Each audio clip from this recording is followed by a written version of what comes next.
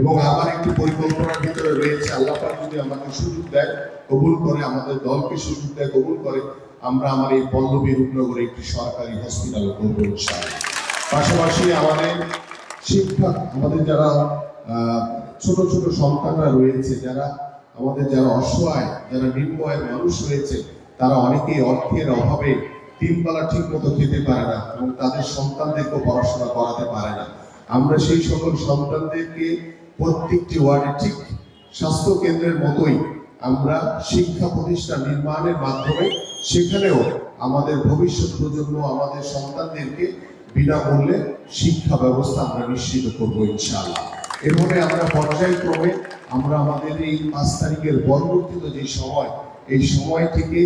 বাংলাদেশের মানুষ যেভাবে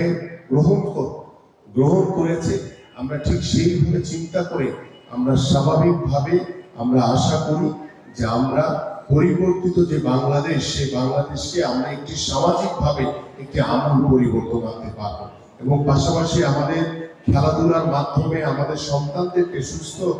জাতি হিসেবে আমরা গড়ে তোলার যে চিন্তা ভাবনা পরিকল্পনা নিয়েছি, সেটিও আমাদের কাজের মাধ্যমে সেটা আমরা প্রকাশ করবো ইনশাআল্লাহ। পাশাপাশি আমাদের যারা বেকার শিক্ষিত যুবক রয়েছে, তাদেরকে আমরা ইনশাআল্লাহ কর্মসংস্থানের মাধ্যমে অগ্রাধিকার ভিত্তিতে আমরা যাতে প্রত্যেকটি বেকার যুবককে সরকারি চাকরি বা বেসরকারি চাকরির ব্যবস্থা করে দিতে পারি, সেই ব্যবস্থা ইনশাআল্লাহ আমাদের পক্ষ থেকে সর্বোচ্চ অগ্রাধিকার ভিত্তিতে করা হবে। এবং আমি আজকে যে বিষয়টি বলতে চাই যে আমরা যে চিন্তা, যে স্বপ্ন নিয়ে এই বাংলাদেশকে নতুনভাবে গড়ার যে পরিকল্পনা করছি, সেই পরিকল্পনার প্রতিটি অংশ কিন্তু আপনাদের অবশ্যই সহযোগিতা লাগবে, প্রতিটি অংশে আপনাদের সহযোগিতা লাগবে। কারণ আপনারা পরামর্শ দিবেন, আপনারা মতামত দিবেন, আপনাদের সাথে আলোচনা করি আমি আমার এই অত্র এলাকার পল্লবী এবং রূপনগরের প্রত্যেকটি ভালো কাজ আমি করতে চাই, প্রত্যেকটি ভালো কাজের সাথে আপনাদেরকে আমার সাথে রাখতে চাই এবং আপনাদেরকে সাথে নিয়েই আমি আমার প্রত্যেকটি সামাজিক কর্মকাণ্ড থেকে শুরু করে আমাদের যা যা পরিকল্পনা রয়েছে, আমাদের নিজ নিজ এলাকার যে সমস্যাগুলো রয়েছে, সেই সমস্যাগুলো ইনশাআল্লাহ আমরা সমাধান করব। শুধু এটি নির্বাচনের আগের বিষয় না, আমরা নির্বাচনের পরেও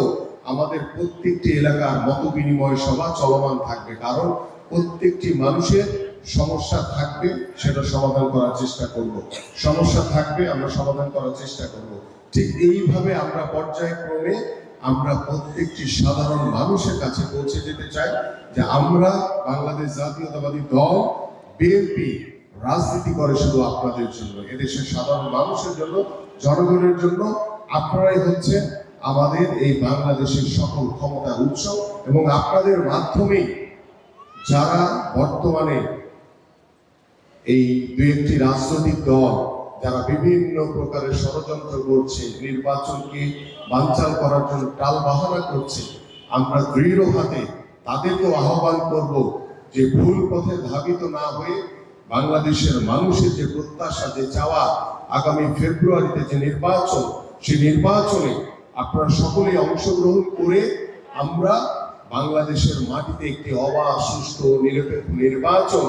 অনুষ্ঠিত করতে চাই। সেই নির্বাচনে বাংলাদেশের মানুষ প্রত্যেকে ভোট কেন্দ্রে গিয়ে তার ভোটের অধিকার প্রদান করবে। গত 15 বছর বাংলাদেশের মানুষ কেউ ভোট দিতে পারে নাই, আপনারা কেউ ভোট দিতে পারেন নাই।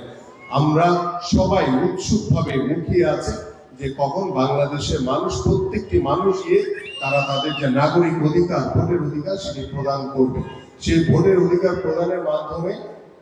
আমরা একটি বাংলাদেশের জনগণের সরকার প্রতিষ্ঠিত করব এবং সেই বাংলাদেশের জনগণের সরকার আপনাদের কথা মতো চলবে।